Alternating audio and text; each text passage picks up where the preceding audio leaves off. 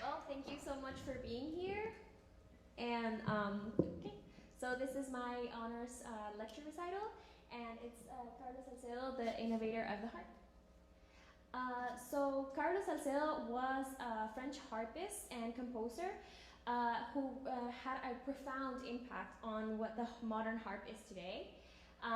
He gave us a bunch of repertoire and also expanded the sonic abilities of the instrument by creating a bunch of different effects. And he is also responsible for creating a whole method of playing the harp that is the one we use here today and in many schools across America.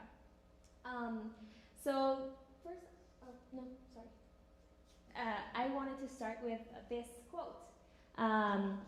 And for my project, I'm going to be working with the method book, The Modern Study of the Harp, the Trois Morceaux, specifically two of the movements, which are Judo and Variations on a Theme in Ancient Style. And this quote, "The harp is to music what music is to life," is the quote that Salcedo uses to introduce his modern study of the harp. And I wanted to begin with this because this gives us an insight to Carlos Salcedo's personality. He was very committed to the instrument. He was really passionate to it, and he was very committed to his students as well. And I use the image on the background, which is a universe, and you might be wondering why. And it's mainly because Carlos Salcedo, in this book, states that the harp, being such a resounding and vibrating instrument, this aeolian quality was its medium of cosmic expansion, and it was the instrument that was most closest or most in harmony with the vibrations of the universe. So he just really loved the harp and helped us develop a lot of repertoire. Okay, so who was Carlos Salcedo? He was born in France on April 6, 1885. And since he was a very young kid, he began to show a lot of musical ability. His dad was a singer and his mother was a pianist, and he began studying piano with his mom since a very young age and began composing as well. And he was actually known as the Little Mozart. Sadly, his mother died when he was very young, and he was raised by his nanny and his father. But his nanny came from the Basque region of Europe, which is going to be important later on. So short after, he began his studies at the Conservatory of Paris, both in piano and harp, winning the Premier Prix the day he graduated on both instruments that same day. And this is a special honor honor diploma that's given to the highest achieving students of that class. And actually, this event of having won both the same day hasn't happened since he achieved it. Then he came to America and began earned the position at the Metropolitan Opera, which is one of the most important positions in the country, as well as founding both the Juilliard and the Curtis Institute of Music, the Harp Studios, which are some of the top schools. And he also founded the Salcedo Harp Colony in Camden, Maine, which is a summer intensive where harpists would get together in Maine and just focus on working with him. And a lot of the stories come from there. And here is when some of his former students would tell that Carlos Salcedo was so involved with their not only their education as harpists, but also their personal lives. He would have specific haircuts that they could use. For example, they couldn't wash dishes or take baths to protect their hands. And also he would get involved in the whole boyfriend-girlfriend issues from his students. And for this project, I had the amazing opportunity of interviewing two of his former students, which are Judy Lohman and Miss Phyllis Peters. So Miss Judy Lohman is 86 years old. She teaches at the University of Toronto and the Glenn Gould Conservatory. And she is a world-renowned harpist, and not only as a performer, but also as a pedagogue. And still today, she's still recording and performing all around the continent, especially. And she had a bunch of very fun stories about Carlos Salcedo. And Miss Phyllis Peters is 93 years old, and Unfortunately, I couldn't get an in-person interview with her, which we were planning, but I had the opportunity to send her my questions for a future like documentary series they're gonna be putting out. And I did get a chance to talk with her over the phone, and it was just very enriching and gives us an insight to who Carlos Salcedo was. So to start, I'm going to start with the method for the harp. The method for the harp was written in 1929 with his wife and prodigy Lucille Lawrence, one of his wives, and also she was one of his students as well before becoming his wife. And it consists of fundamental exercises and technical explanations, along with 15 preludes for beginners. So this serves as an introduction and complement to the modern study of the harp. And in this book, not only does he have a bunch of technical explanations and exercises for conditioning and strengthening, but also a lot of tips that are useful for beginner harpists, such as changing strings, tuning the harp, how to deal with calluses and blisters, and all those things that we have to deal with, especially at the beginning. So there are three special sections that I wanted to focus on. And the first one was fingering, because it is said and like known in the harp world that Carlos Salcedo was very strict with his fingerings. And in this book, he has that phrase up there that says that the theory that the instrumentalist should select the fingering most adaptable to his hands is erroneous. And his purpose with this is that his fingerings were meant to strengthen and develop the muscles that were needed. However, when I talked to Miss Sloman, she said Carlos Salcedo was not strict with her fingerings at all. So I was wondering about that, and I was analyzing, say, two of his pieces. The first image, as you can see down here, is an etude, a study. So it's meant to help you develop scales. So as you can see, there are little numbers on top of all the notes, and those are the fingerings, so the fingers we have to use. And in this first image, all the fingerings are there. And when there are empty places, it's because they're obvious according to what's following or what's previously there. However, in the second image, that is the last variation in one of his more advanced pieces. And it's repertoire, it's meant to be performed, not a study per se. So in my opinion, Carlos Salcedo, and according to what Ms. Lohman said and what you can see on his music, Carlos Salcedo was very strict with his fingerings when they had a purpose of developing a certain technique or developing a certain sound. However, once he has more advanced students that have already developed technique and different types of sounds, then he can be a little more free with his fingering. Okay, the second is the analysis of position. So he delves into the whole body when playing the harp. So first we must sit erect with the body nor too tense nor too relaxed. And I'm gonna show you in a bit, but elbows must be horizontal to the floor. Wrists have to have a little like wrinkle, so not like this, but in. Thumbs high and fingers have to go into the palm and thumbs towards the second knuckle. And we have to have our fingernails as short as possible because we play with our fingertips.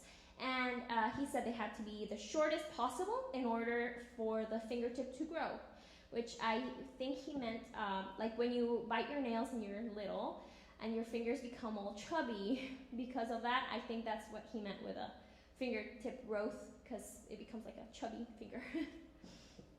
And so the position is like this, kind of. So not sitting too close or too in or outside of the bench. And the harp has to go on your right shoulder and elbows high like this. However, Salcedo was trained in another method. He was educated as a French method harpist. So he was not taught that way. They would play with elbows down and close to the soundboard. Same thing without tension, but no elbows like this. So according to Miss Lohman, when he used to play, he didn't play like that, like 100%. And of course, once you learn something, it's hard to get those habits out. So even though he was strict about this with his students and preached this, he didn't sometimes achieve it himself. Nowadays, there is a little more flexibility, and we don't play with our elbows and like this anymore, because it is easy to create a lot of tension in that position. So our elbow height will vary according to what is necessary. Now, the most important chapter of them is the instrumental aesthetics. So the harp is a magnificent, huge instrument, and wherever you go, your vision will go towards it, because it's beautiful and it's big. And so Salcedo realized that the visual aspect of the harp was important, and he was friends with a Polish dancer, ballet dancer, Wacław Nijinsky, and he encouraged Salcedo to pay attention to the visual aspect of the harp. So he came up with iconic gestures that help enhance the music performance. So each gesture has its purpose, not only just for visual, but also to enhance character or the quality of sound, and also to create different colors. So if we have something slow, our gestures will be different than if we need something short and harsh. And I think that's the most important part of his book, because other methods, although they do talk about gestures in order to relax our muscles, none of them have that focus on instrumental aesthetics. Yes. So I will play 2 short excerpts from this book, but first I need to explain something from the other book, because as I told you, they are complements. So the following book is The Modern Study of the Harp, and it was written in 1921. So as you can see, it was written before the method for the harp. And in addition to some explanations, in this book is where he talks about the whole aeolian nature of the harp and it being in harmony with the vibrations of the universe. It also includes the 5 poetical studies for harp alone, which are Flight, Mirage, Inquietude, Idyllic Poem, and Communion. And each of these studies focuses on a different technical aspect. For example, Flight focuses on scales, Mirage on arpeggios, Inquietude on trills, which I'll show you later, Idyllic Poem on double notes, and Communion on big chords. So then he has a large section in which he focuses on the special effects he discovered on the harp. So these special effects are different techniques where we play with different either parts of your finger or with other elements or in different parts of the harp to create different sounds. So we're going to start with the first special effect.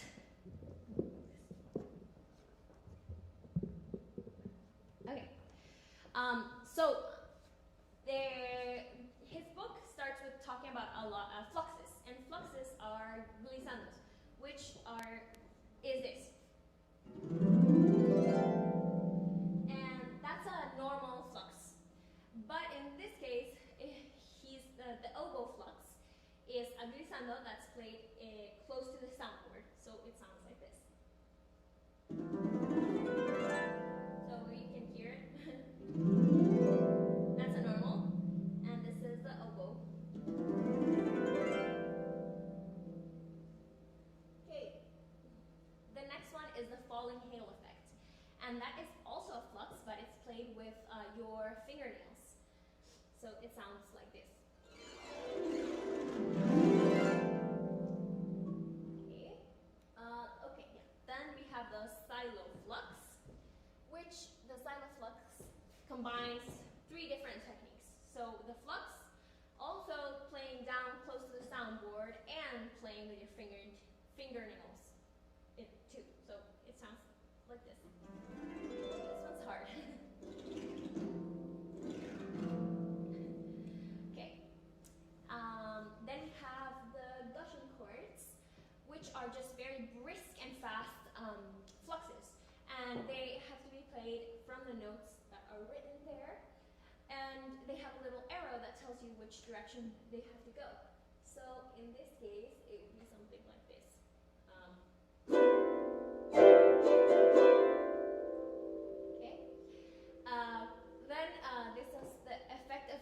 drum with loose snares. And for this one, you have to muffle with your hand up on the upper part of the harp, and then those you just have to play like the gushing chords. Same thing, following the arrow and between the notes that are mentioned, sounding something like this.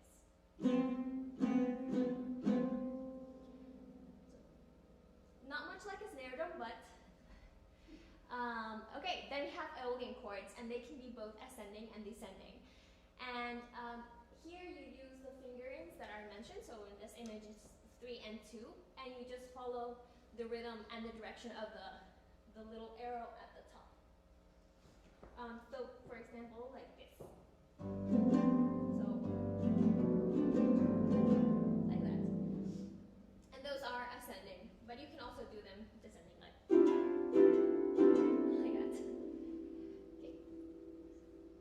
Okay. The next one is the thunder effect, and this is also kind of like a flux, but it's done on the wire strings of the harp. So the harp has wire strings on the bottom, gut strings around here, and sometimes nylon strings at the top. So on the wire strings at the bottom, you just have to strike it really fast so that the strings hit each other, sounding kind of like a thunder. So let's see. Like that. Then, yes, the whistling sounds. So these are also done on the wire strings, and you just press your hand and swish it up like this. Kind of like a whistle. Okay, then we have the sliding of pedals. So the harp, in addition to the strings, has 7 pedals. And so the strings are like the white strings of a piano, white keys of a piano. And to achieve to obtain like the black keys, we use pedals. So each string has 3 different pitches, like this. This is the one single string. And there's 1 pedal for each note of the scale, so there are 7 pedals. Each one with 3 different pitches. So for the pedal slides or pedal glissandos, you just pluck it once and then use the pedals to create the motion. So like this.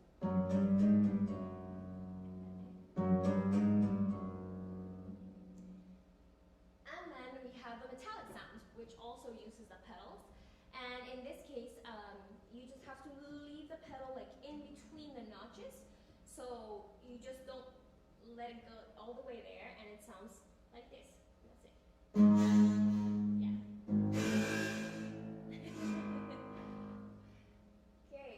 Okay, yeah. Then we have the guitaric sounds. So this is, we already kind of touched on them a little bit with the previous fluxes, but you just play really close to the soundboard, like this.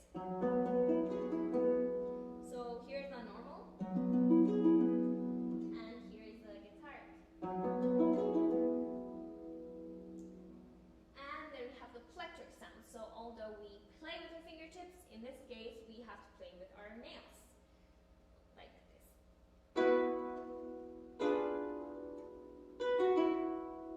With the nails.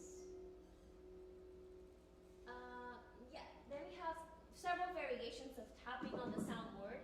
And in this case, the tympanic sounds are a combination of playing and tapping at the same time, like this. Or you'll hear some tapping later too. Then we have the xyloharmonic sounds. So on the harp, you can also achieve harmonics, which make this normal string sound an octave higher, like this. And the xyloharmonic is basically playing the harmonic but muffling really fast, like that. And then to end this section, there are many more, but I chose a few. This is the xylophone effect. So we use our left hand to muffle, kind of, or press the strings at the very bottom, and then with the right hand you. Okay, that's the xylophone.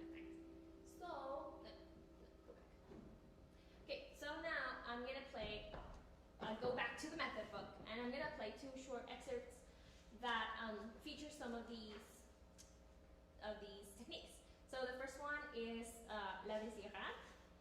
And yes, I'll start with that one. This has a lot of pedal slides and also whistling sounds and tympanic sounds.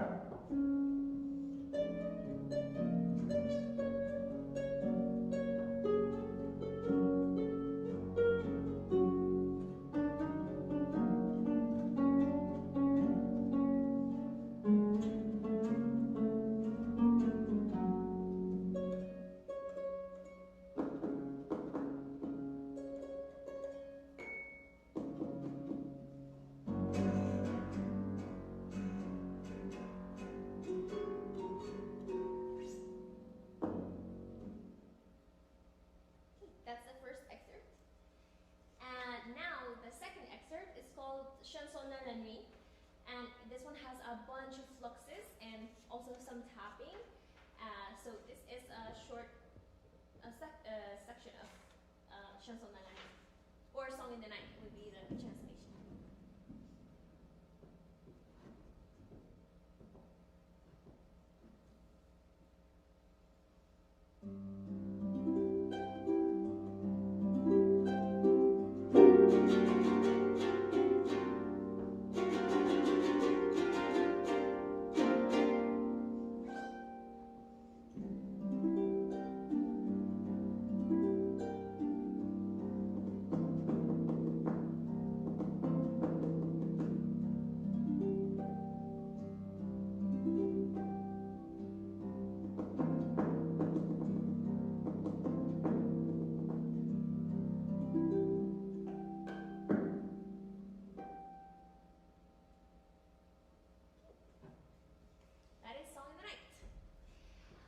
So next, I'm going to go back to the modern study of the harp.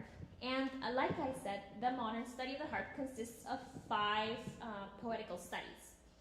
And it is interesting to note that also his method for the harp consists of 15 preludes.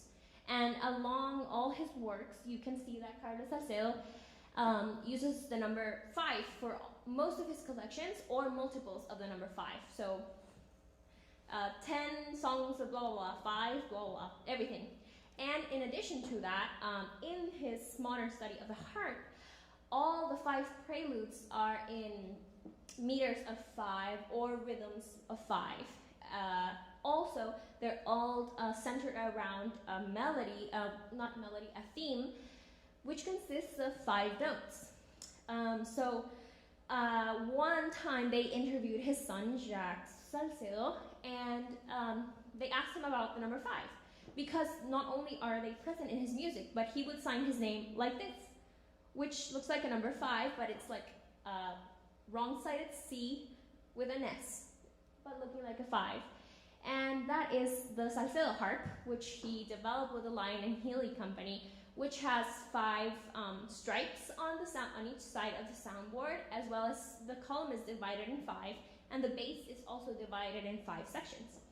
So his son said that Salcedo would choose this number for everything. Like if he had to choose it for, I don't know, a train booth, or if you need to choose an everyday number, he would always choose 5 or 15. So it was kind of like his lucky number. However, as you may remember, his nanny who raised him was from the Basque region. And Salcedo said that he would share a lot of music with her. And the music from the Basque region is all about the number 5 too. So it features rhythms of 5 as well as meters of 5. This is just like an interesting fact about his music. And I think it might be a combination of both. Either his lucky number or the influence, or both. So that is very interesting. And now we're gonna go to the 5 preludes.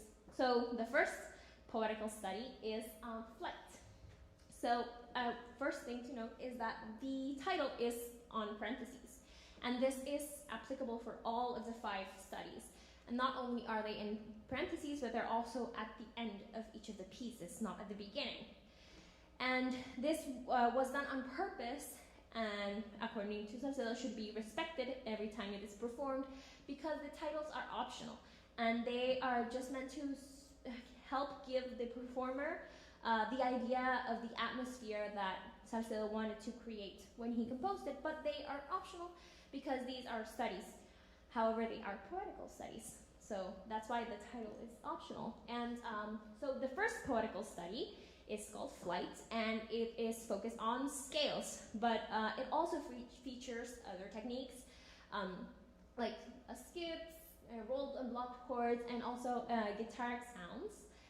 And it also, like it says, there are poetical studies, so it also includes some like poetical, let's say, indications, like luminous, diaphanous, and well, with facility.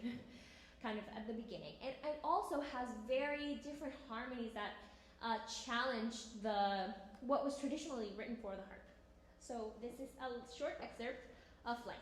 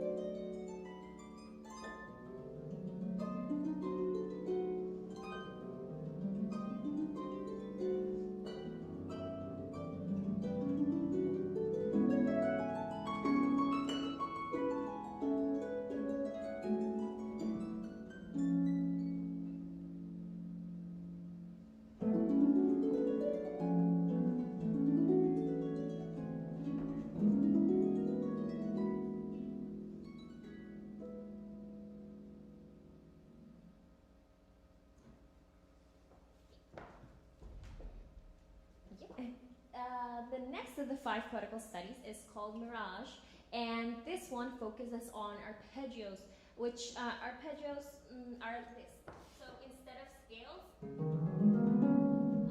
they skip notes, so like that. And well, what I really like about this piece, Mirage, is that Salcedo plays with the opposition of direction with the hands, creating that like mirage effect, like the image. So usually it's same rhythms or same notes sometimes, and they're just played with opposite direction. And this is it's one of the preludes in which you can really see that instrumental aesthetics thing, because sometimes for us it's very easy to play something and want to rush to the next thing, be ready to play what's coming. But to maintain the atmosphere, it is very important that you keep those instrumental aesthetics in mind, and take your time to move from one thing to next. So this is Mirage.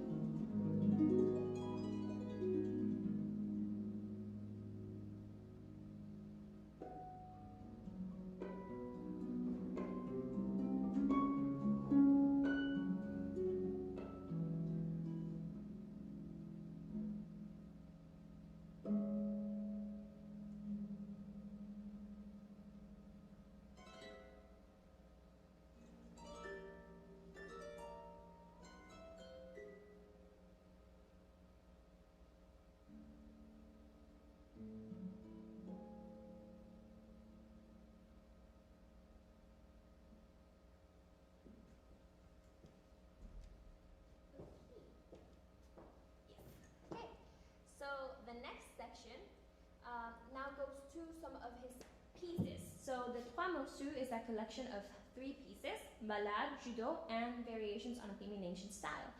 And these 3 pieces, the first one and last one, are very popular, and they are performed very frequently and also used for competitions and auditions.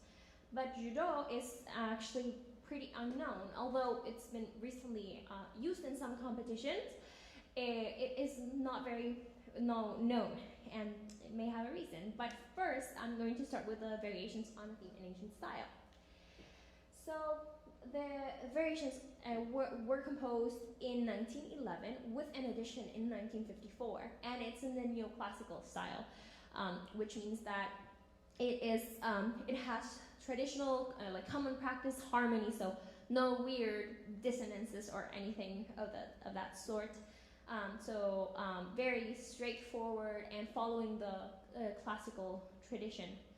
And it consists of 11 variations, and although this is not a study, and each of them feature a different technical or different techniques as well. However, in the 1954 cut, he cut it to being 8 variations, so that's its shortened version, and it's the most frequently performed because this piece is very technically demanding. And so harpists usually play this when they are going to have a longer recital, so that's what the shortened version was meant for. However, because of it being so technically demanding, it's usually what everybody plays and records. It starts with a 16-bar theme with a maestoso or majestic indication, and it features a lot of different chords, so I'm going to play the theme for you right now.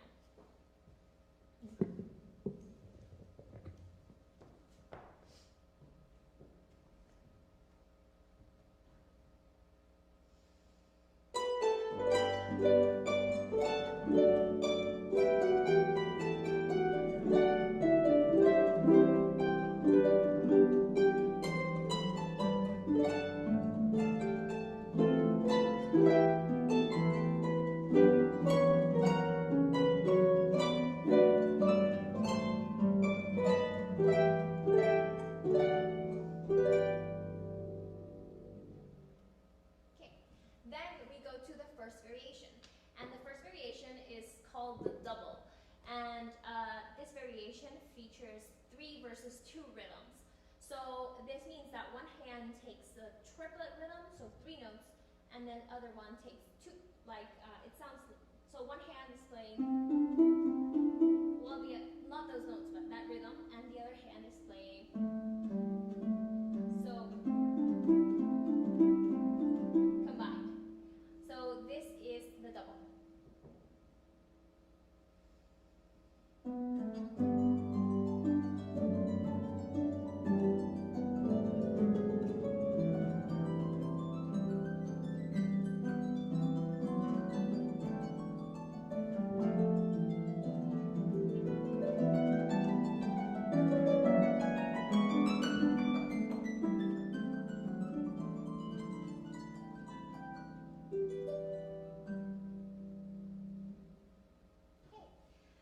Now the next variation, variation number 3, features apoyaturas.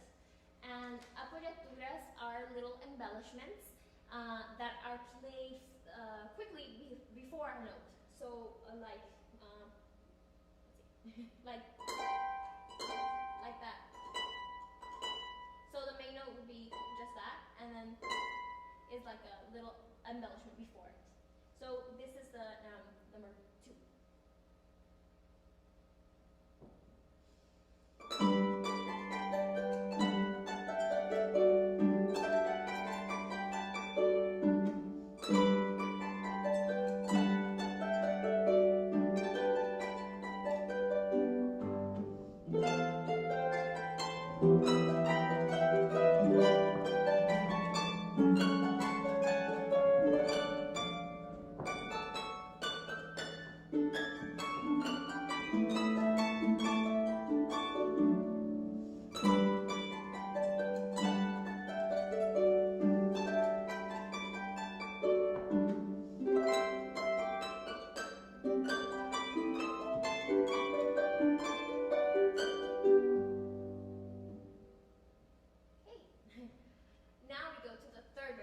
And this variation features staccato, which means to play really short. So here we do this technique muffling with the knuckle of the second finger after we play. So it sounds like this. So very short instead of. And so this is the third variation.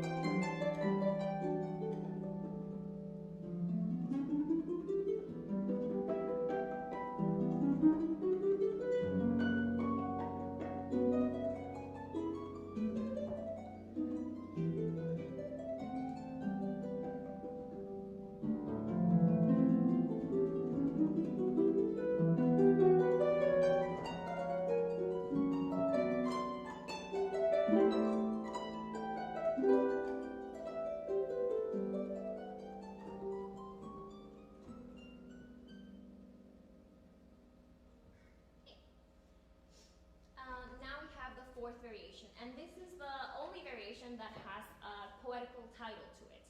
And this variation is called Butterfly, and it just features one motion through the entire variation, which is an interval played with the left hand and an upper and lower neighbor played with the right hand, like this. And that is the only motion that's done through the entire variation. So this is variation 4.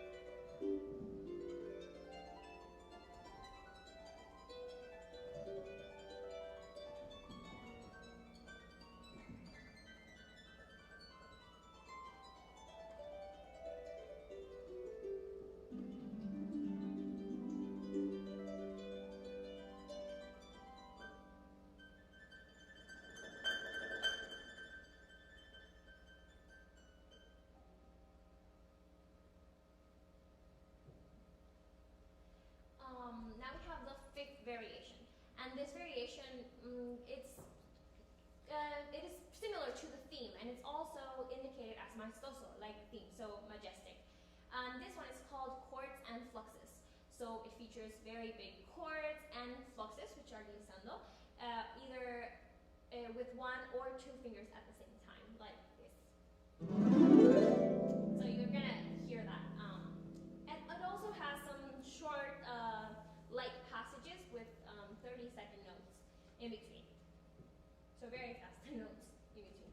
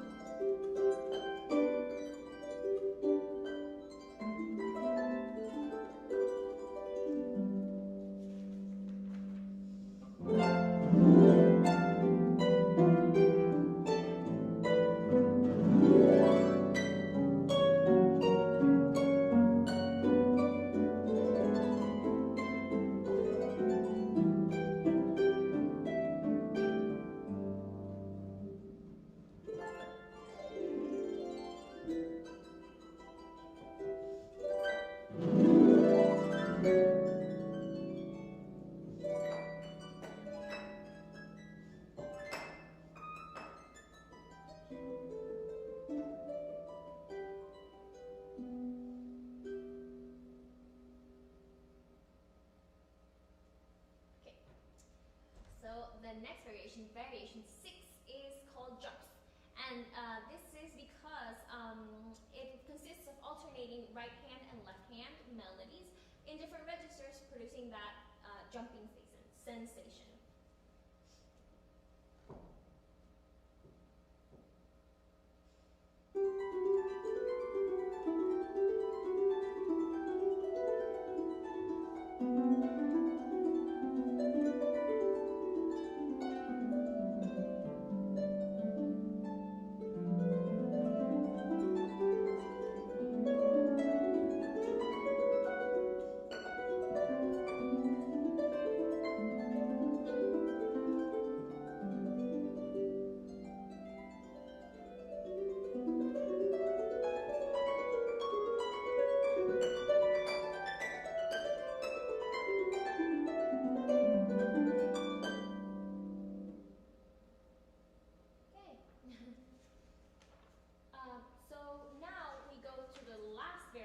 Which is variation number 8. And this one is called scales. So it features a lot of scales and arpeggios. And then it goes to a 4-measure transition that goes back to the main theme.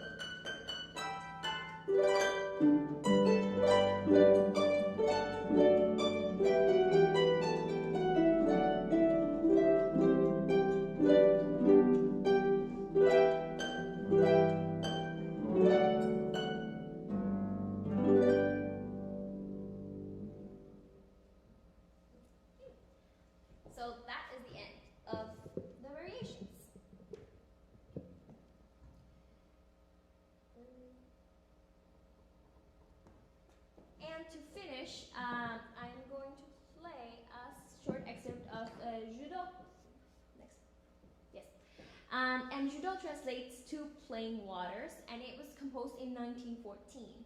And it challenges the traditional harp repertoire that was popular until then.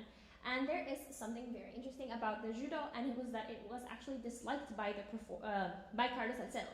So according to Miss Sloman, one time she wanted to perform this piece, and she went to him and asked him if they could work on it together, and he said no.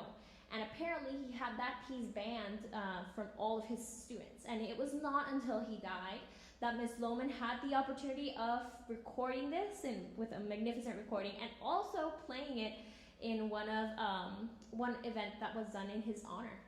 So this is judo.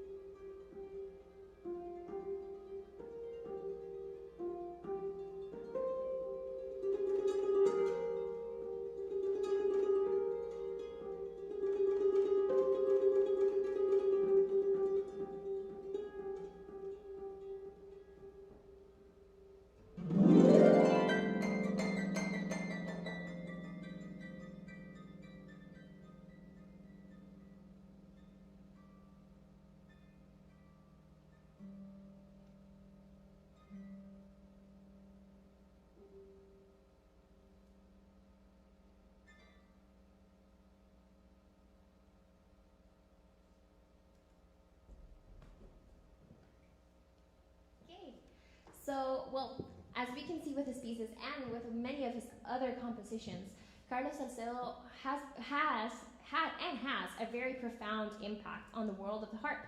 And he was not the only one. Other harpists of his time, such as Henriette Renier and Marcel Grandjani, were also harpists that helped expand the repertoire. But I think none of them as deep and as committed as Carlos Salcedo.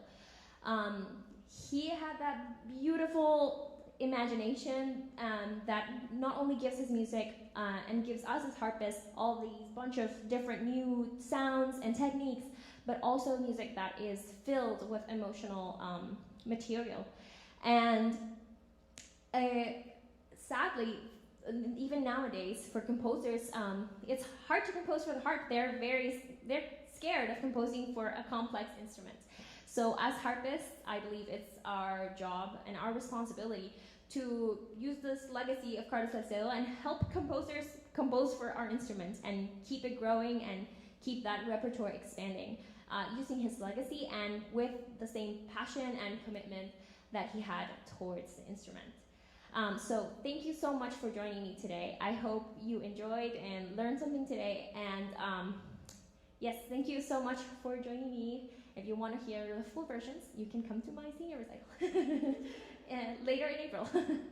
So thank you so much. And if you have any questions now or later on, please let me know.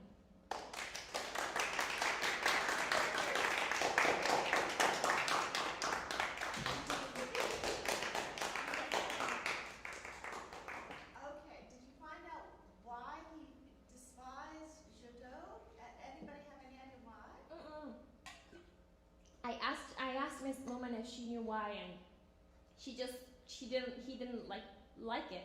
And I said, the other two pieces of this collection are very popular, and this one almost nobody knows. And I think it's because of that, and because a lot of harpists come from his tradition here. Not many know it. There was recently a competition that featured this piece, and out of 30 something, only 5 of us chose to play it from the option. So but I don't know why, because he has weird pieces that sound weirder than the judo. So maybe it wasn't what he intended, but yeah. So then why did you choose to include it in a lecture recital that was featured? I tend to like his crazy music, and I don't know. I think it is interesting to see something that he liked a lot, like the variation, something very popular, and something not as popular like the judo, and still very rich in its own way and with its own there's a lot of opportunity for different colors and dynamics. So I think it's actually a very rich piece and also a little challenging. That's why also I wanted to play it. I think it also goes with what you were saying about your responsibility as the performer. So the fact that you took one of the lesser known works to try to highlight this piece that isn't done very often, I think it shows credit to what you're trying to do with this project initially. I just have two quick questions. One is not related necessarily to Salcedo, but the modern harp, not necessarily his version. When was that? When did that sort of come about? 1805. Yeah, by Sebastian Erard.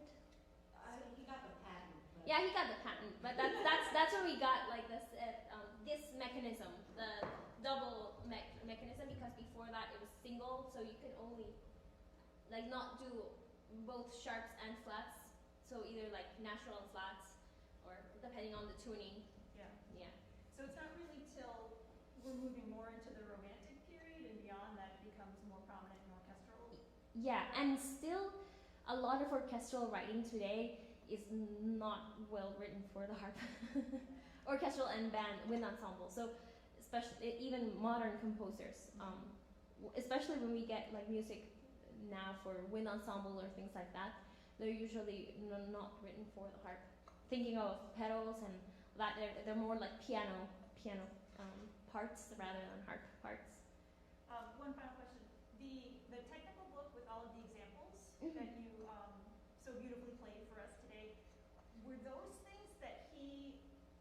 created, or were they things, some of them he created, some of them already existed, but he just put his titles and his names on them? Well, I'm not sure.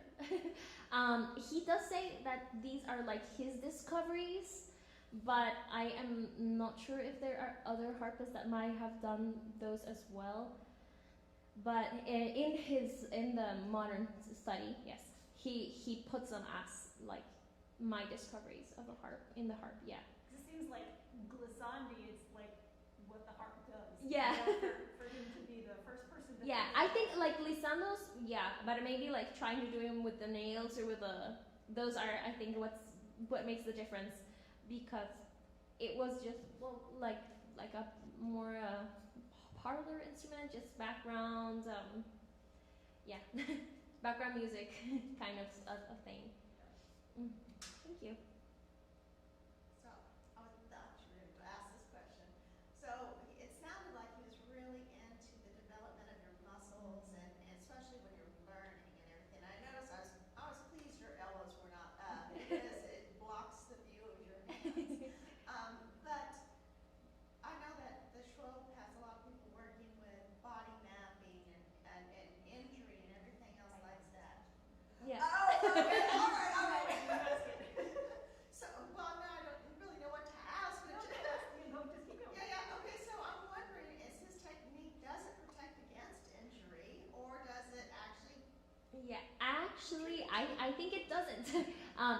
When I was taking my recently in Jan term body mapping with Dr. Martin, we actually discussed a lot of these issues with the elbow and the wrists that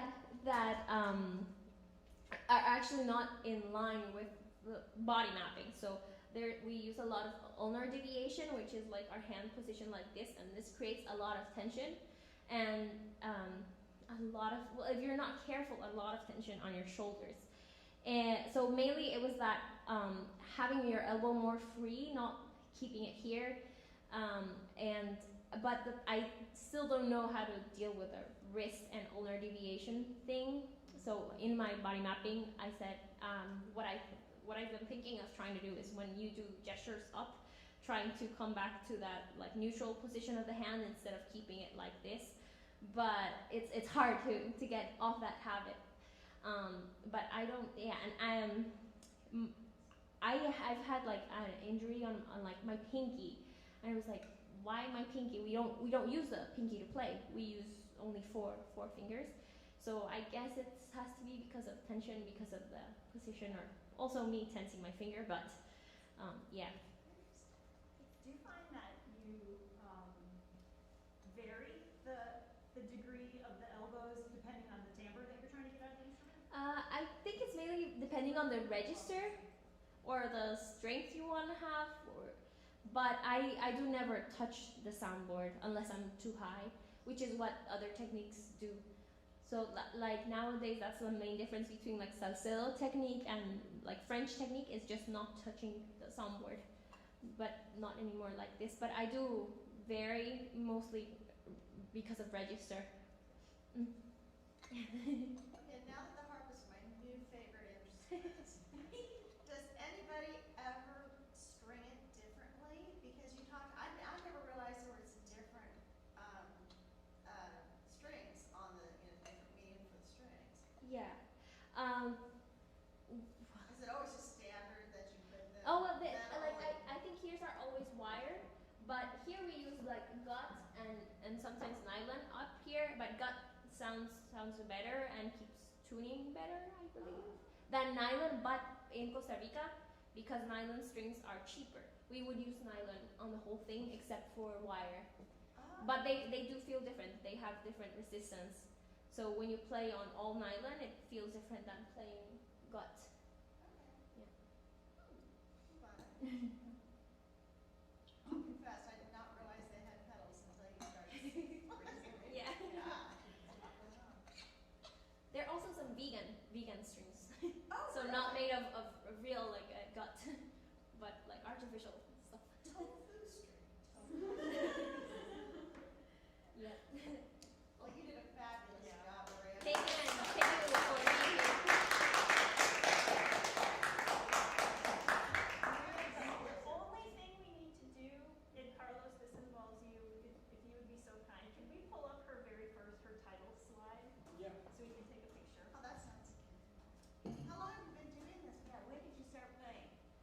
I was 11, 2010. Wow. Yeah. Yeah.